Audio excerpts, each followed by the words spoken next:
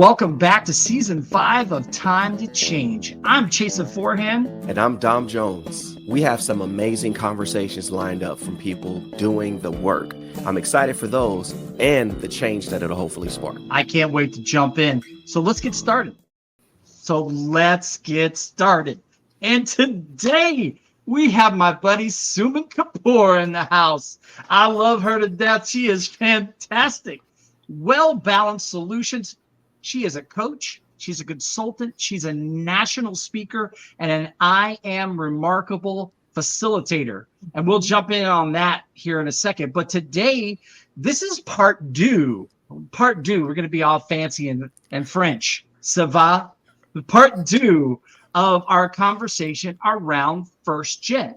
And when we're talking about first gen, I'm not talking about like, okay, what you might typically think, like first gen could bring a lot of different things. We're talking about first generation within the workforce from someplace else.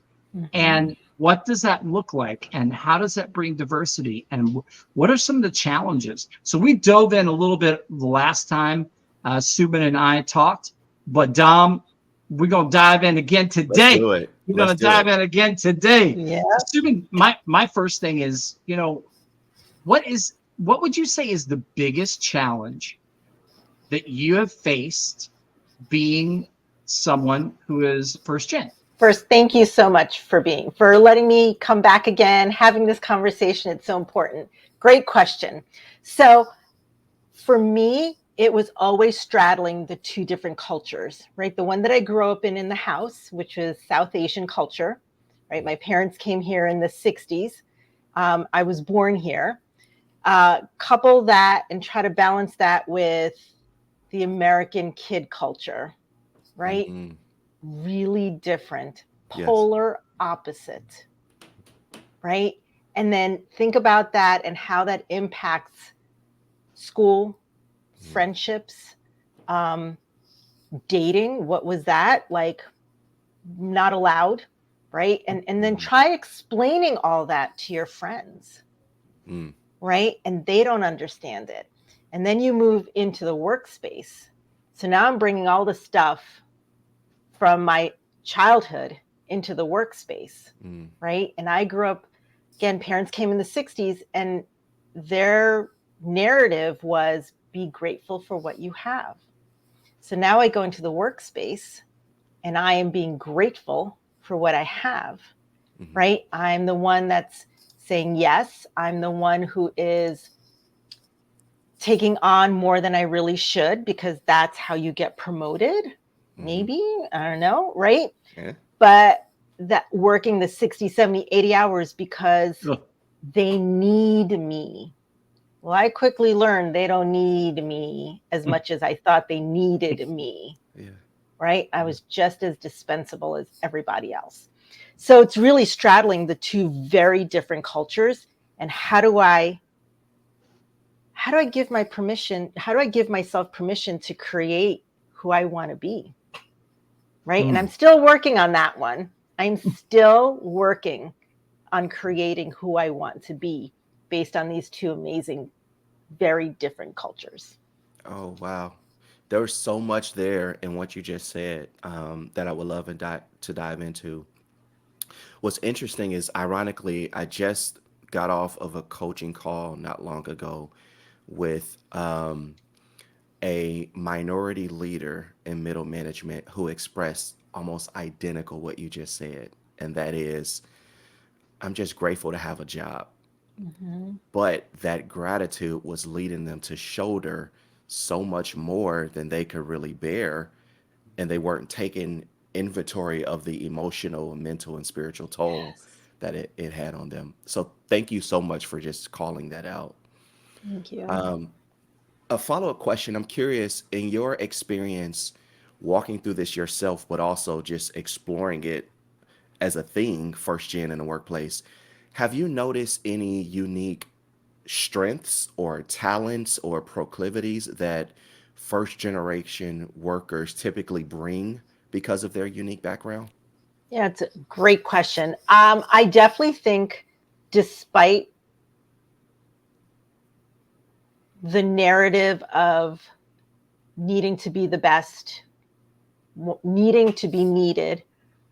I think first gens, at least my experience is, we tend to have a lot of skills and flexibility because of it. Mm-hmm. Right? So because we are learning, and I'm talking more about soft skills, mm-hmm. because again, we are learning to balance two different cultures, communication is stronger.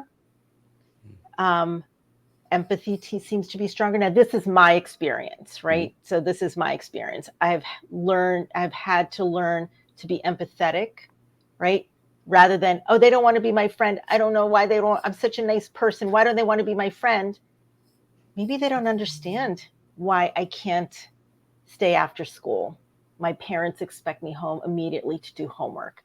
Maybe they don't understand why I have to be home, get home quickly to my children, right? Maybe those sorts of things.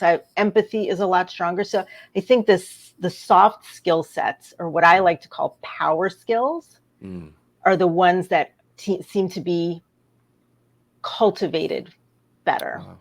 That makes so much sense.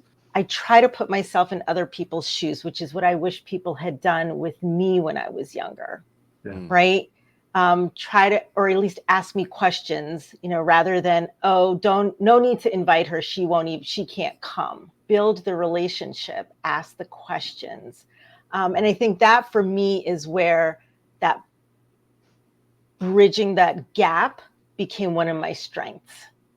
And that is one of the things that I wish and I hope that leaders in the workspace start to think about, all the unique skills that first gen people bring to the table, right? Especially if you also come from a family where English may not be the first language, right? So then you grow up so much faster because now you're the interpreter, right? Now you've got to figure out, am I being scammed? Is that the right information? Like, it's not necessarily the adult, but it's the child who's bridging in between, right? So they have to grow up a lot faster. And then there comes negotiating skills are stronger. Communication skills are stronger. Mm-hmm. Just even narratives and storytelling, that empathy. There's so much there. The richness is so much more powerful. And again, this is my story, and not to say that it can't happen with anyone else. But can we riff on DEIB for just a second? Let's go. Let's your do body it. language. Your body language. Where's my shoe? Where's my shoe? Your body language was very telling. Yeah, let's do it. But what we're talking about, I don't think we can avoid it, because it has been a focus. But I think even now, especially with recent moves, as recent as even SHRM as an organization dropping one of the letters. Wait, we don't have this. This could be like a 4-part series here. It could. I'll try to pull it in. But I think what's interesting is that there has been both instinctive understanding and some research that has nodded to the fact that the more diverse an organization is, there's potential for that organization to perform better.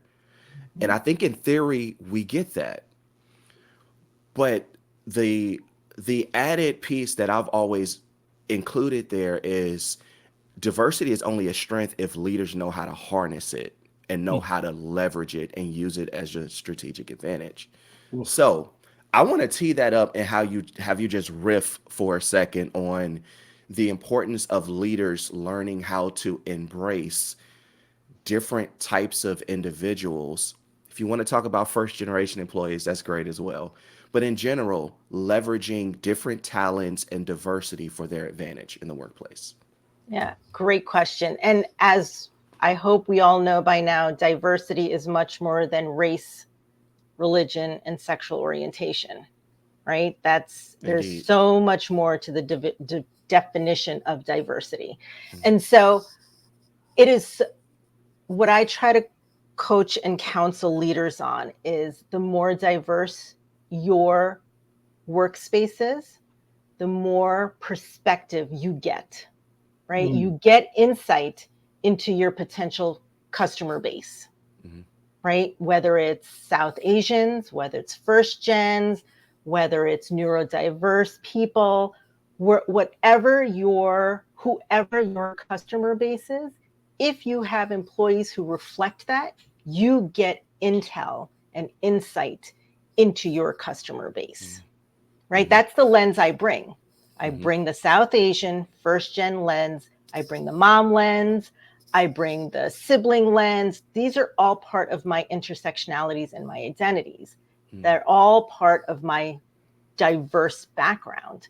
So depending on the product, the workspace, if you have that level of diversity in there, talk about free R&D you have there, right? Like you can develop anything and get the information, test it right there with your employees, talk to them, right? This is what we're trying to roll out. Here's the client base. Who's here who can help us? But if you don't have a diverse background, then your customer base is that one or two employee backgrounds who you have, right? So looking at it from a dollar standpoint, just imagine all that you're losing out on by not having a diverse workforce, right? I've taken it, this is my newest thinking. It's a really different twist on why diversity is so important in the workspace. It's not just, well, you have diverse workforce, you'll get diverse perspective, and that helps your bottom line. How does that happen? This is how it happens, right? You have intel right there with your employees into your customer base. Boom. Chase, you've got to rein us in because this will become a very long episode. You know what? Or maybe it's a part 3 coming. Part 3. Before we close out, I do want you to tell everybody about I Am Remarkable, because you're a facilitator for that. So what is that? Sure. So I Am Remarkable was a Google initiative.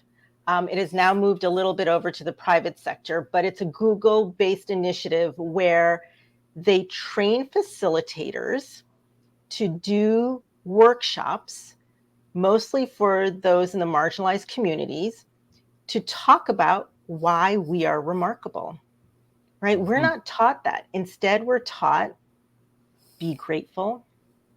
Don't brag about your work. Just silently do what you need to do. But what this program does is, as facilitator, we encourage, we give the language, we give space for role play to talk about, I am remarkable because, right? I'm remarkable because I'm a mom. I am remarkable because, and it's digging deeper than I'm a nice person. Why are you a nice person? Let me think about that. I'm remarkable because I have a high level of empathy. There you go. Right? It's not that I'm just a nice person, but what is it that makes me a nice person? I am remarkable because I just won the first prize award in my company for highest sales, right? As a woman and a South Asian, what? You're not supposed to brag like that. But if it is based on facts, it's not bragging, right? So that's the I am remarkable. It's creating space to practice that language, to talk about your wins, especially in the workplace. Go advocate for yourself. Fantastic. You want that position? Advocate. Why are you remarkable? Why should you get that position? Talk about yourself. That's the I Am Remarkable program. I love that. I can't love that more. Yeah, no, it's fantastic. Thank you. Well, we are out of time, but man, this has got, we just, each season we'll just have part 3, part 4. Yeah. We'll just keep on going. Bring it. I'm not going anywhere. We have been with Suman Kapur. This is the Time to Change podcast. I am Chasen Forehand. And I am Dom Jones. And we'll catch you next time.